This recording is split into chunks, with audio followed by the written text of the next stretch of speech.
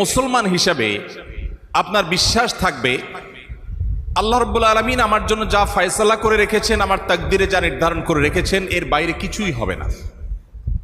এবং আল্লাহ রাব্বুল আলামিন আমাকে যদি কখনো কোনো পরীক্ষার মধ্যে ফেলেন, কষ্টের মধ্যে ফেলেন, আমার কোনো কাঙ্ক্ষিত বিষয় যদি আমি অর্জন করতে নাও পারি, একজন মুসলিম হিসাবে আমার হারাবার কিচ্ছু নেই।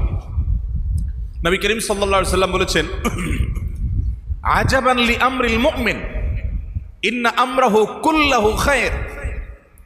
ইমানদারের ইস্যুটাই বড় পিকুলিয়ার, অদ্ভুত, বড় আশ্চর্যজনক। ইমানদারের বিষয়টা এটা হলো অনেকটা হাতির মতো, হাতি মরলেও লাখ, বাঁচলেও লাখ। নবী সাল্লাল্লাহু আলাইহি সাল্লাম এই বিষয়টি ব্যাখ্যা করতে গিয়ে বলছেন, ইন আসাবাহু খায়রুন, যদি ইমানদারের কোনো সুখের দেখা পায়,